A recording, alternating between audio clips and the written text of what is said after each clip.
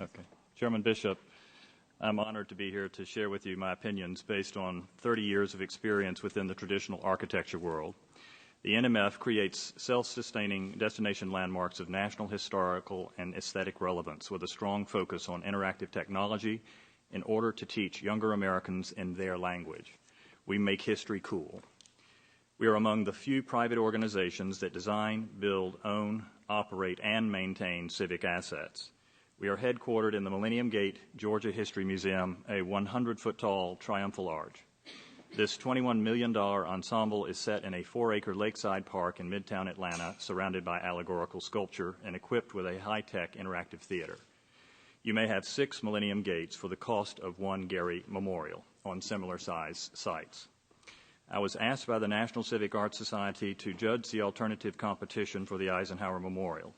I declined their invitation, indicating that I thought it my patriotic duty to enter the competition instead, and did so with Michael Frank. Having studied Mr. Gary's design, it was my conclusion that he has a distinctive unease with greatness, is afraid to leave something out, and succumbs to narrative literalism. As Williams College Professor Lewis says, great monuments are simple, lucid, and say only one thing: we honor, we endure, we celebrate, we grieve. I would like to disclose that I am an emeritus board member of the Institute of Classical Architecture and Art, a co-sponsor of the alternative competition. Michael Frank and I were among the winners. As a result of this issue, should there be another competition, I will not enter it. In a city that is overflowing with greenscapes and parks, this site provides one of the most important urban circumstances to provide Washington her principal successful civic square, as called for by the McMillan Plan. A theater for the automobile, which is how Mr. Gary describes his design, will continue the exodus of inhabitants as soon as they are allowed to leave their workplaces. A design must conform with the 1791 L'Enfant and 1901 McMillan Plans, the fundamental zoning codes for the city and the monumental core. No subsequent zoning plan put forth by NPS, NCPC, or any other agency has ever replaced them. The Gary Plan, having gone through the GSA Design Excellence Program, has attempted to compromise this rule. The Memorial Commission and Gary intend to redefine what it means to build a memorial, far exceeding the congressional mandate to build one to honor Eisenhower's accomplishments. To me, this new literalism is the most important part in this hearing. We have an accepted rule, and either we stick to it or we throw it out. If you go this new direction, we might as well tear down the Lincoln Memorial and put a log cabin there. Monuments should be built from materials that last for centuries.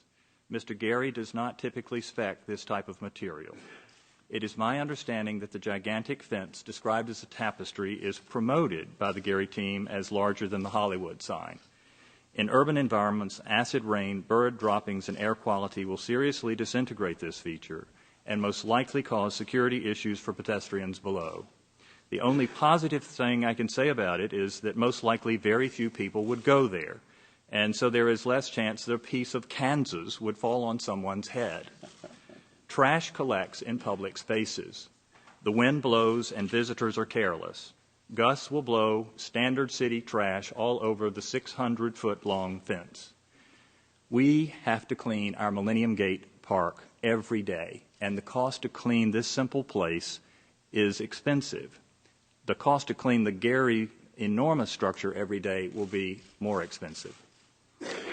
Though Eisenhower belongs to all of us, he truly belongs to the Eisenhower family, and their opposition must be honored.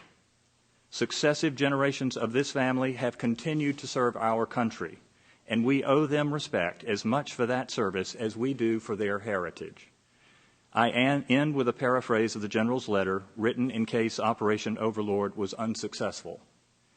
Our landings have failed.